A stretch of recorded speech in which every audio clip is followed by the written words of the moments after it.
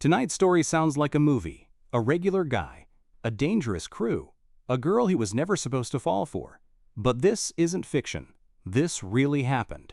He stole from his own parents, ran off with the girlfriend of a gang leader, and vanished across the world to start over. Was it love? Was it madness? You decide.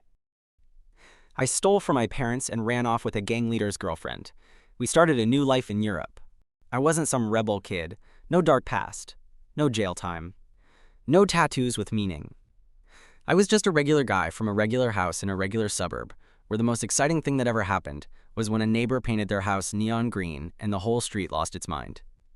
My parents were decent. A little strict, a little boring. Dad worked in IT, mom taught math. I had a job at a parts warehouse, not glamorous, but it paid. I had a car, not new, not dead. I had friends, but we mostly did the same loop of bars and video games every weekend. That was life. Fine, familiar, flat. I think that's what made me so vulnerable. That ache for something more. Not better, not safer, just more. More edge. More air in my lungs. More than waking up every day knowing exactly what the next 12 hours would feel like. I met them through my coworker Nate. He was one of those guys who somehow always had cash, always had stories, and always knew someone who knew someone. We'd hang out after shifts sometimes, drink at his garage, talk trash. One night he invited me to this party. Said it was low-key, just some people he knew. I said sure. I didn't have plans. The party was at this weird, half-abandoned warehouse near the edge of town. There were lights, music, some modified cars lined up like a flex. It felt like I had stepped into someone else's movie. Nate dapped a few guys up and introduced me to the crew. Most of them looked older than me. Tattoos, chains, expensive sneakers, but casual like none of it mattered. There were girls too. Loud, laughing, perfect makeup, sharp eyes. I felt underdressed and overexposed. But no one cared. They handed me a drink. Someone passed me a smoke. Someone else asked what I did. Said I worked in logistics, and a guy laughed and said, "We're all in logistics, bro." That night I met the girl. She wasn't the loudest in the room, but she was the one everyone looked at when she moved. Not flashy, but something about her made space bend. Her name was Luna. She had jet black hair, a scar near her temple, and a way of looking at people like she already knew if you were worth her time. She didn't smile much. When she did, it was crooked, sad and sexy and dangerous. I asked Nate who she was. He just whistled and said, "Careful, that's Vic's girl." Vic being the guy who ran the whole thing. Not a mafia don, but not someone you say no to. He was the guy with the good watch and the bad temper. No one really said what Vic did, just that he handled things. I spent the rest of the night not looking at her and also not being able to stop. Over the next few weeks, I got invited more. More parties, more rides, more late-night drives where someone casually dropped a gun in the glove box and no one talked about it. I wasn't part of the core, but I was in the orbit. And I liked it. The energy, the unpredictability, the feeling that something might happen at any second. I was still working my warehouse job, still living at home, still nodding politely to my mom when she asked if I was saving up. But my nights were different now. And then Luna started talking to me. It was small stuff at first. A joke, a question, a comment about the music. And then it was longer, sitting next to me when the others smoked, asking me about books, about travel, about what I wanted to do in 5 years. Nobody ever asked me that. She said she hated it here. Said she felt like a shadow. Said she used to dream of living by the ocean, speaking 3 languages, drinking coffee that wasn't burnt gas station sludge. I didn't say it, but I started dreaming too. About her. About anywhere but here. About a version of myself that wasn't just floating. We didn't kiss. Not at first. But we knew, every time our hands brushed. Every time our eyes stayed too long. We knew.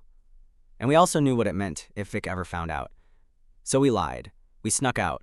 We met at gas stations like teenagers. We watched the sun rise from the hood of my car in silence. She held my hand once and said, "Do you ever think about just leaving?" I said yes before she even finished the sentence.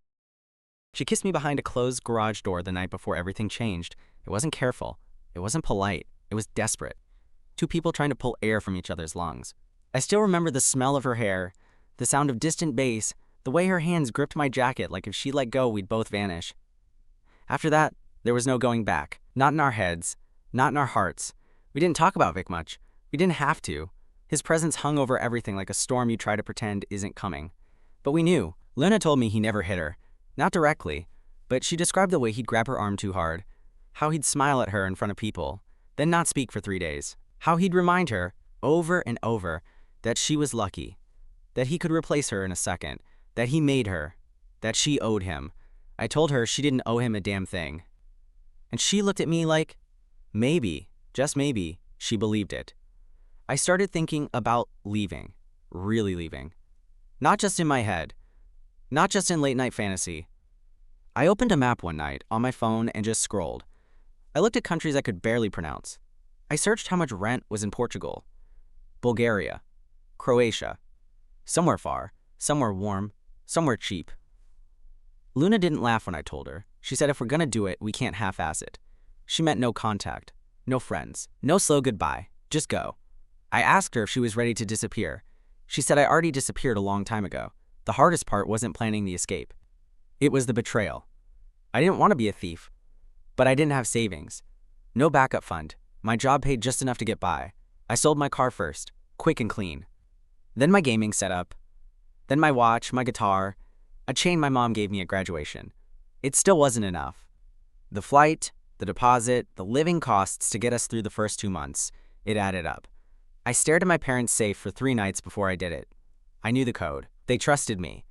I told myself I'd pay it back. I told myself it was just a loan. I told myself it was survival. But really, I knew it was a line I couldn't uncross. The night I did it, I waited until they were asleep. I crept through the hallway like a stranger.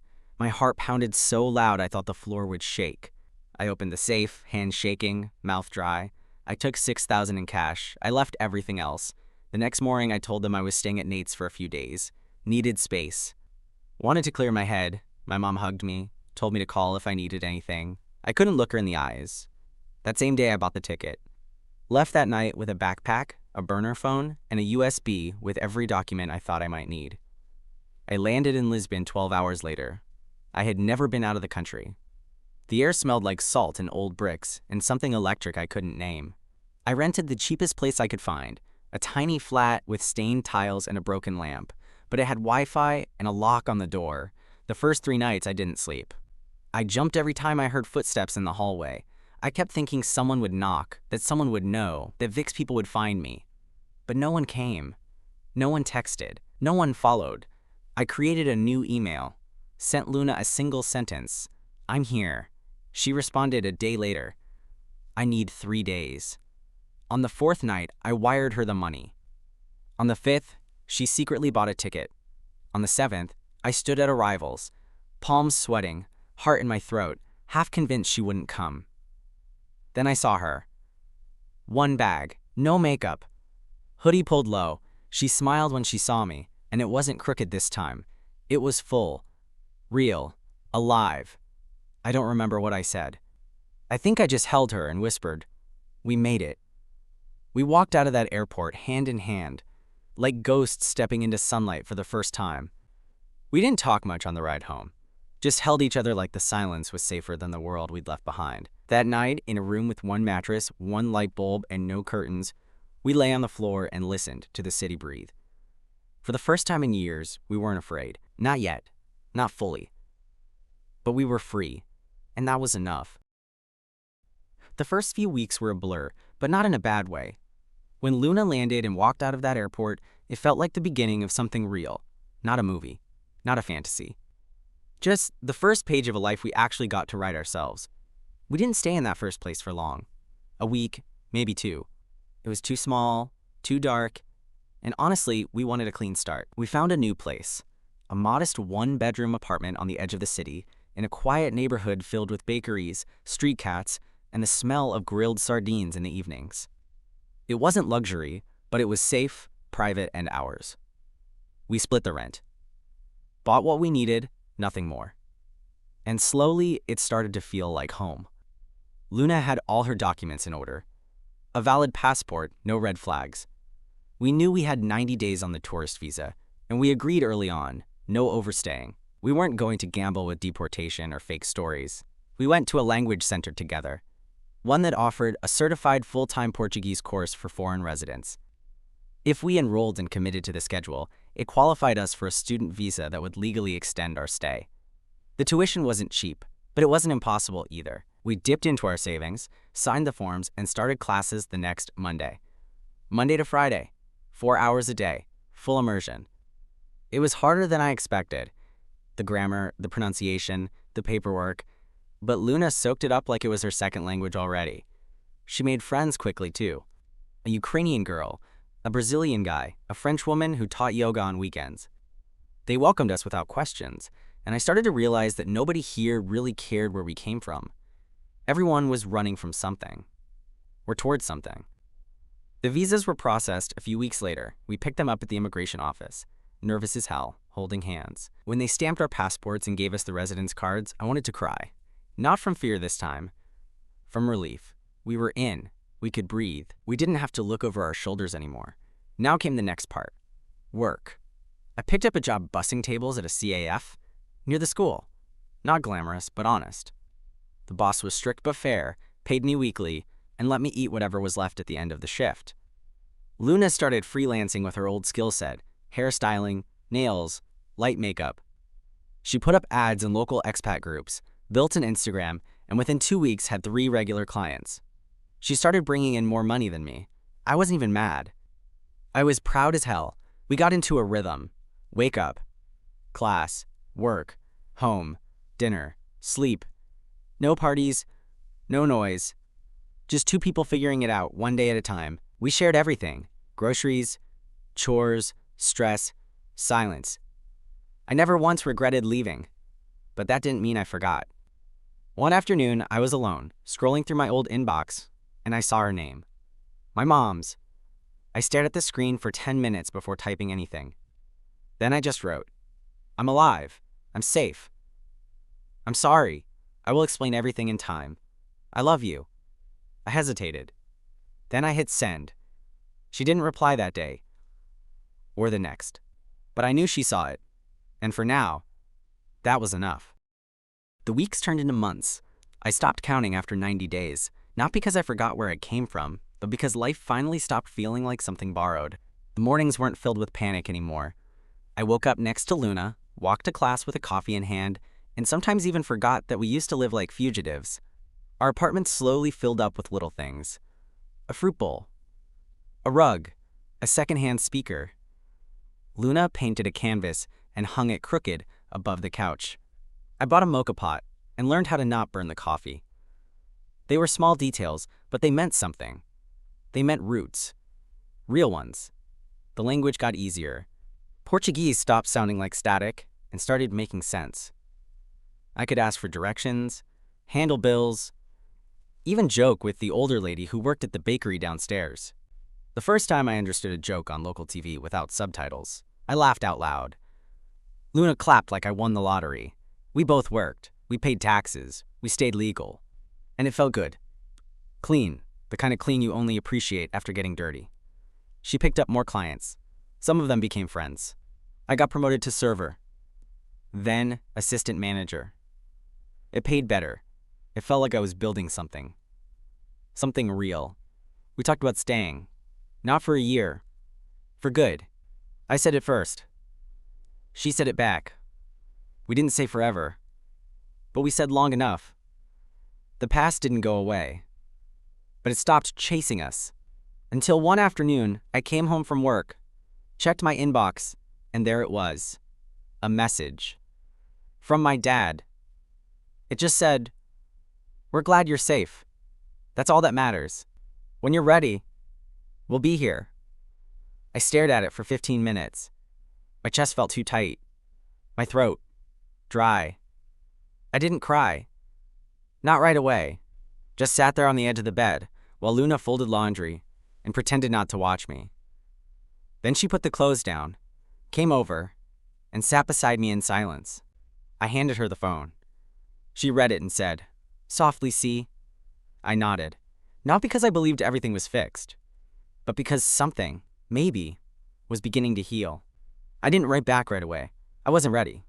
But I wrote a letter. I didn't send it, but I wrote it. Maybe that was enough for now. Luna started talking about school again. Real school. Cosmetology, maybe business. She said she wanted to open a studio one day. I told her I'd design the logo. We joked about hiring my mom as the accountant. We didn't know if we were joking. And that was the best kind of joke. Sometimes, late at night, we'd walk down to the river, sit on the stone ledge, listening to music from the bars across the bridge. She'd lean her head on my shoulder. I'd watch the lights shimmer in the water and wonder how many versions of me had died to become this one. The scared kid. The liar. The thief. The runaway.